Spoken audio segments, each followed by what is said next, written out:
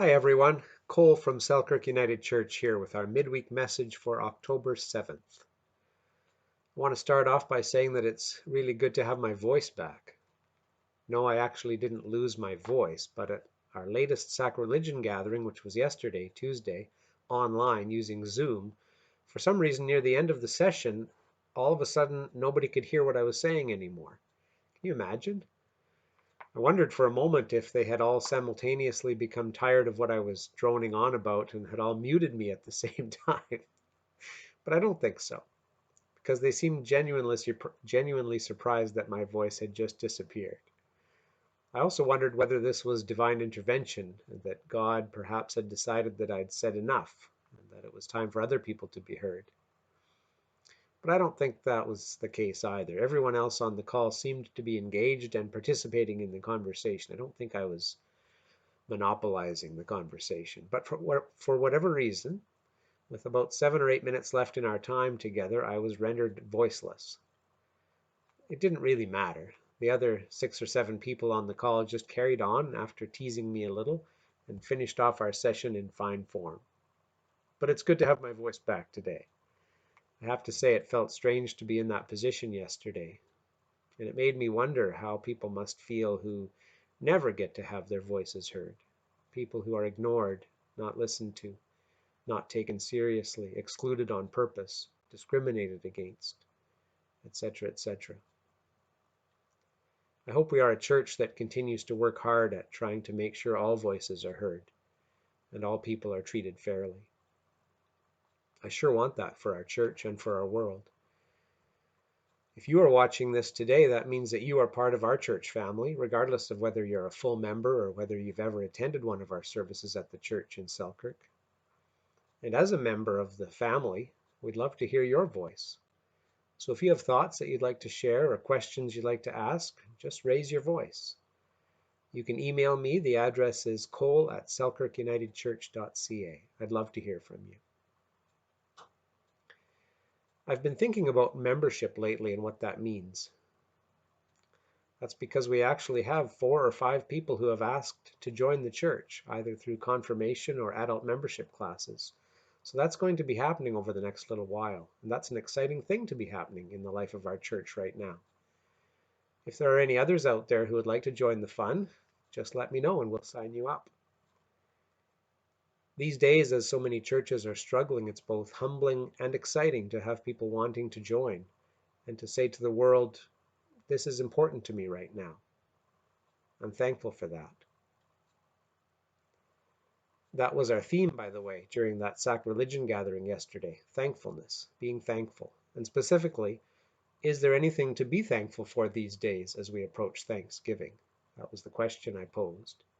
We had a very good conversation, which only got off track a couple of times when we started to complain a bit about things. But mostly it was a really good conversation, and there were many things that people raised up that they were thankful for. I found it to be good for the soul. I'll talk more about that theme this coming Sunday during the reflection time. Back to membership, though. I read a couple of very interesting articles in the latest edition of Broadview Magazine, our United Church's monthly magazine. While the first wasn't an article, it was a short letter in response to a previous story about church growth. The letter was actually a word of encouragement from a Regina man to the rest of us living in this post-Christendom world, a world in which, according to a recent survey, 16% of United Churches are growing and 84% are not. And his words of encouragement were to say that we are not necessarily called to be worried about whether or not we are growing, but rather he believes that we are called to faithfulness to the teachings of Jesus, wherever that may lead. I found hope in those words. I like his idea. I think that kind of frees us up to focus on the important work that we are called to do in our churches and in the world, rather than worrying about whether what we do and say will put more people in the pews. I don't suppose that Jesus spent much time worrying about how many followers he had. He just kept teaching and loving and healing and calling and sending and caring and including and challenging.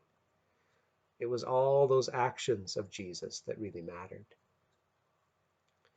I have to admit that I sometimes catch myself caring a little too much about how many likes our church gets on Facebook or how many thumbs up our services get on YouTube.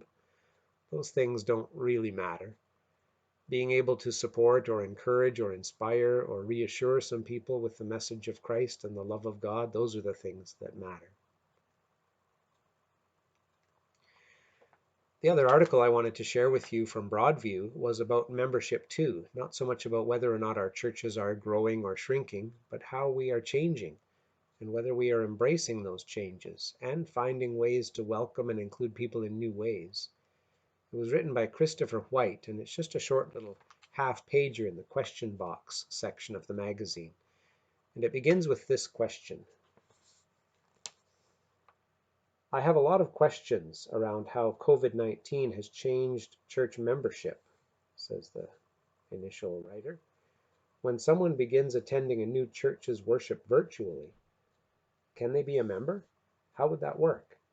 Can we be members of more than one congregation? Good question. And let me just read Christopher's answer in his own words. He says, well, welcome to the new world of church. Can you imagine this question a year ago? I think it's fair to say that our current structure was not created to work in a digital world. Membership used to be determined by both physical proximity and physical presence.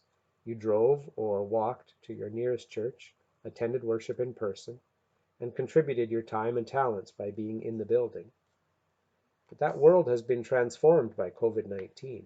Many faith communities now have people outside their geographical area who are active in the church digitally, even though these online participants will never or very rarely attend in person. And just as an aside, yes, we have those kinds of people too, and you may be one of them watching right now. Thank you for your attendance here today. Christopher continues, we need to accept that virtual engagement as valid as physical engagement, and that virtual membership is as valid as physical membership. There is no reason that you can't be publicly recognized as a member during online worship. My council chair even suggested creating a new council position to represent our digital congregation, an idea that we are looking at implementing. That's the future, because we will need to shape our decisions using both digital and physical lenses. The digital counselor could attend meetings through Zoom.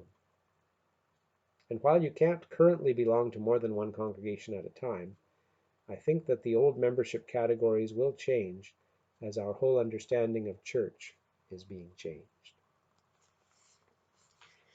That was from Christopher White in Broadview magazine.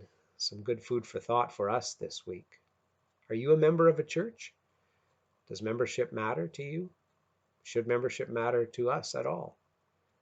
Do we need to look at membership differently in this new online world that our churches find themselves in? Good questions. In the meantime, Selkirk United is going to be having membership classes coming up very soon for some teenagers and at least one adult so far. Not because we believe that membership divides us into categories or states that one group is more important than another.